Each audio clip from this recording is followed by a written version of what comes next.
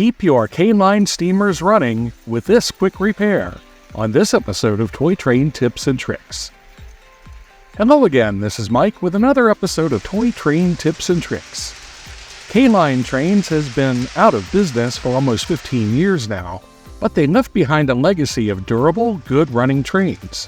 One of the most popular of these is the 3000 series of 462 and 464 steam locomotives that were based on original Marx Trains tooling. These steamers featured smoke, air whistles, smooth-running can motors, electronic 3-position reverse boards, and usually diecast shells. The steamers were a staple in K-line's mid- and upper-range starter sets throughout the 1990s and were also available for separate sale through the 2000s.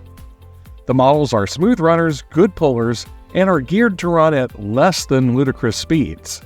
They are close to 1/64th scale, so they look best when paired with K-line's Marx-derived rolling stock or Lionel's Scout and 027 rolling stock. But these neat steamers do have a design flaw that often puts them on the sidelines. The side rod assembly on these models has too much lateral play.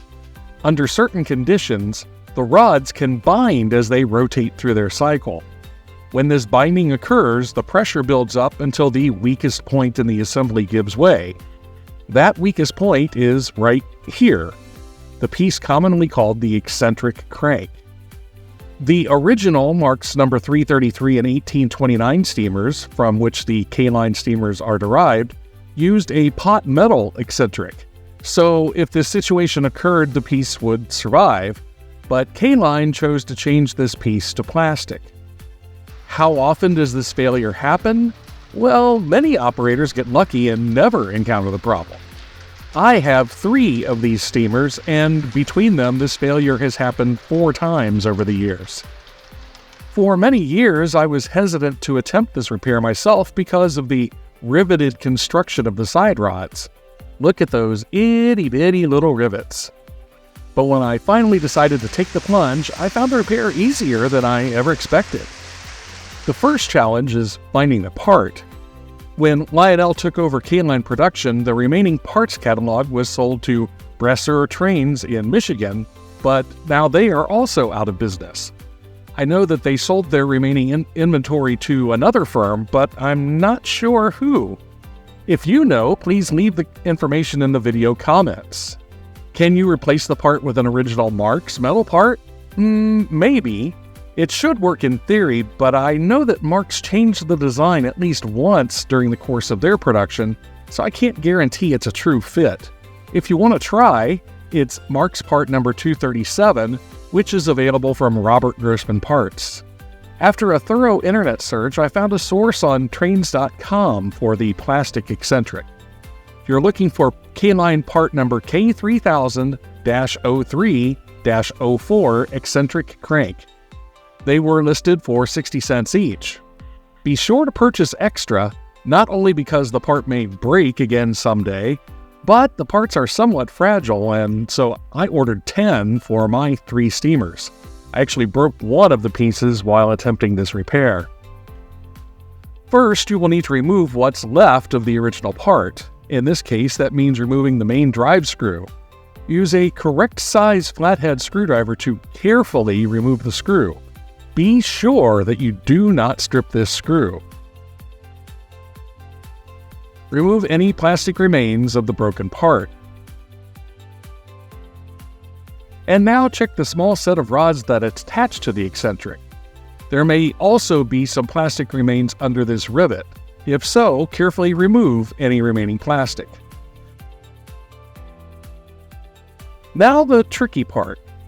I want to reuse this rivet, mainly because I don't have an exact replacement. The trick is to carefully straighten the crimp on the back side of the rivet.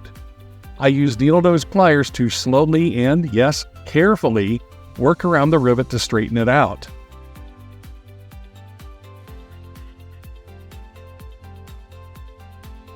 Then I use these nippers to, again, carefully pull the rivet back out through the hole. The rivet is softer than the metal on the rod, so it should straighten as it pulls through. Note: of course, after performing this procedure, I found replacement rivets that should fit. Again, go to Robert Grossman Parts, and the replacement rivets are parts number 435 or 435A, depending on your size. Once the rivet is free, inspect the ends and straighten any deviations if necessary. Then check the fit of the rivet with the matching hole on the eccentric. The hole in the eccentric may need to be enlarged slightly for fit. Use the end of a file to enlarge the hole, but not too much. Once the parts fit together, stop filing.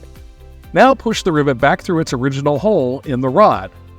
Then do the same with the eccentric. The small projection from the eccentric that holds the rod hole should be towards the top of the rivet, not the bottom, so that the rod is pushed away from the rest of the rods.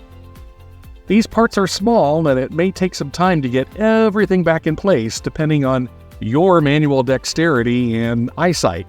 Be patient. This part took about 20 minutes each time I did it. Once the rivet is through both the rod and the eccentric, use an awl, or perhaps the end of a finishing nail, to re-flare the end of the rivet. It should hold the eccentric in place without restricting its movement. Now you're almost home. Make sure the parts on your center driver are stacked properly. Side rod, then washer, then eccentric.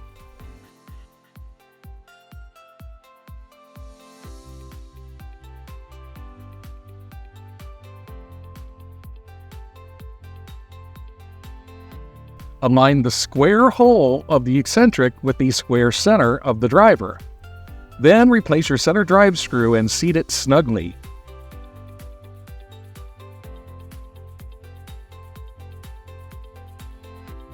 Check the fit on the opposite side while you're here. Now we're back together and ready to roll. You might take this opportunity to lubricate your locomotive before you return it to the track. Add a light coating of grease to the gears, and since this has a can motor, there's no armature shaft for you to lubricate like on Lionel post-war models. But you still need to oil the ends of the roller pickups. And it works! A few more things to know about these steamers.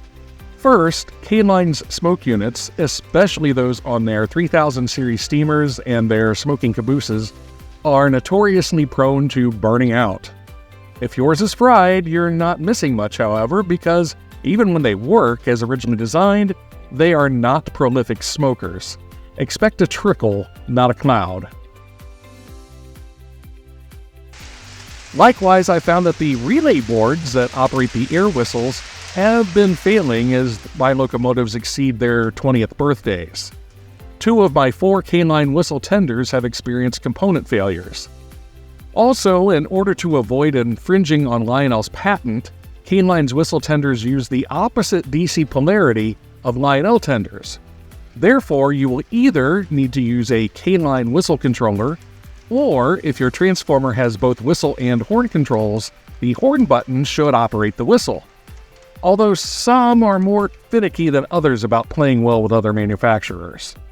The electronic reverse boards, on the other hand, seem to be pretty rock solid. I've experienced no problems with any K-Line reverse units in any of my steamers or diesels. As I noted earlier, these steamers run great. They pull well, they run smoothly, but they do run slower than most Lionel steamers. If you have to be Casey Jones, these K-Line steamers may not be for you. After having my K-Line steamers spend several years on the sidelines awaiting repair, an investment of a few dollars and less than an hour each has put these steamers back on the rails. The repair is inexpensive and it's a lot easier than I ever imagined. Just be patient and it will work.